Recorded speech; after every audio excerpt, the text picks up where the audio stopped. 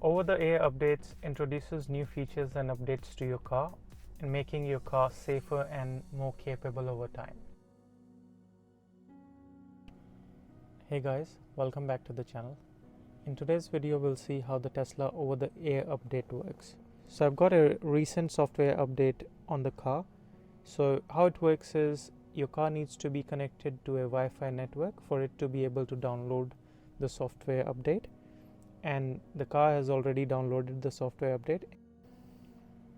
The app's actually showing me an option to install the software update. It's going to take approximately 25 minutes to do the update on the car. Let's see how the interface looks on the car's big screen.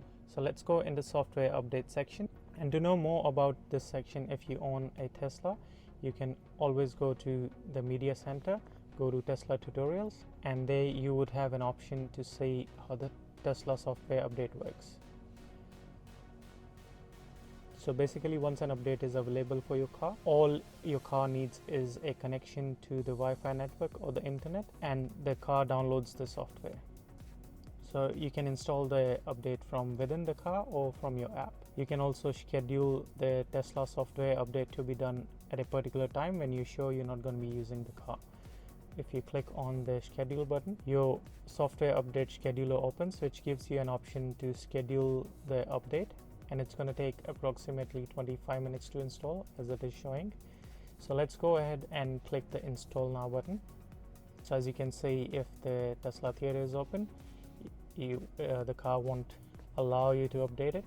You can update it from here, or you can go into the settings and click on the screen, then go to software, and you would be able to see software update there, and you can access the same menu from here.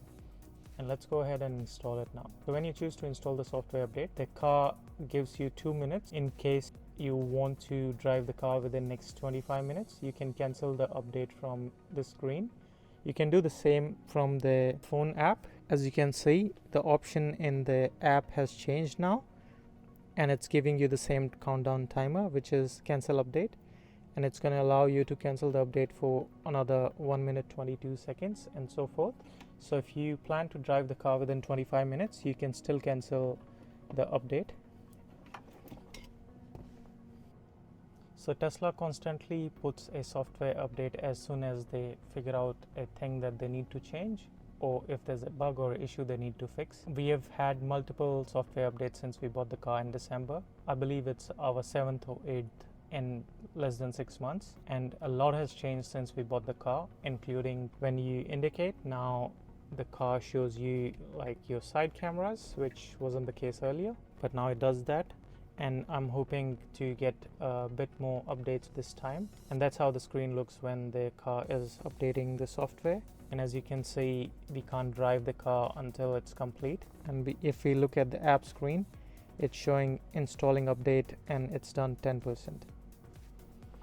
So let's see what we get after the software update is complete. We're going to go through the notes and see what's updated. These software updates is one of the best features of Tesla that compelled us to buy the Tesla car, because we know over time our car is going to get better and better. And the best part about it is that it doesn't matter if your car is brand new or 1 year old or 2 year old or even 5 year old, you still get these updates because your car hardware is capable of handling these updates. I haven't seen or heard any feedback from any Tesla owner that got the car and they did those updates and the car interface got slower, or the system hardware was not able to handle the update, or things like that, which is really nice to have. And I understand other car manufacturers are catching up to the trend there. They do the similar things, that providing software updates over the air, but the amount of update that comes through Tesla's interface are way more, and the turnaround time for fixing bugs and issues of Tesla is comparatively way better. So once the update completes, I'll get back to the car and show you what's changed and what are we getting in this update. So our over-the-air software update has completed now. So just to discuss what are actually over-the-air updates. Over-the-air updates introduces new features and updates to your car and making your car safer and more capable over time. And the way the software updates become available is more like a rolling basis. So one car gets it, then it's released to the next one, and it's released to the next one, and so forth. These are fairly quick releases. So if your car doesn't have a software update today, you will be getting it soon. The way you're notified is either via your app that the new software is available for update, or within the car, as we saw earlier. The software updates works in basically two phases. One is the download phase, so it notifies you that the software update is available and you can then download it. I've enabled it to auto download whenever it's connected to a Wi-Fi. And after it's downloaded, your app gets a notification that your software download has completed and the install phase can begin. So the second phase is the install phase. So during the install phase, the fully downloaded software update is installed on your car. So once the software update is completed, you would be able to see the release notes, which basically means what has changed in this update.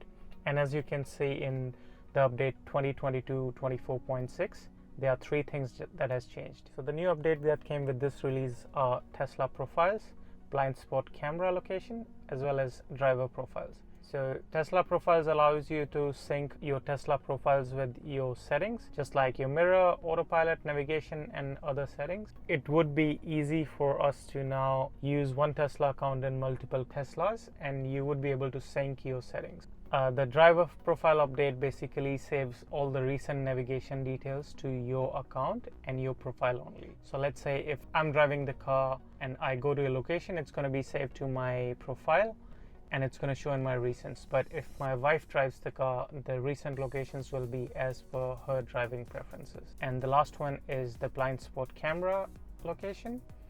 And as you can earlier, when we switched on the indicator, the camera location was pinned down to the right corner of the screen. Now this update allows us to use different part of the screen to have that update. So as you can see, I'll be able to move it across three spots, one here, and one here. This would be my preference. That's one of the features that we've been waiting for a while, because if you look at it, if it's placed on this end and if I'm driving from there, it's really hard for me to gauge. I have to just turn to the side to see it at times, but now since I can do it here, it's perfect. And as you can see, it just saved. So when you move, it just saves on the top, and that's perfect. And that's good. The other information just moves, like it's the car's parked, so it moves at the bottom. So that's pretty good. So that's all the information I have for the software update side of things. Thanks again for watching the video. Please share and subscribe to the channel, and I'll see you in the next one.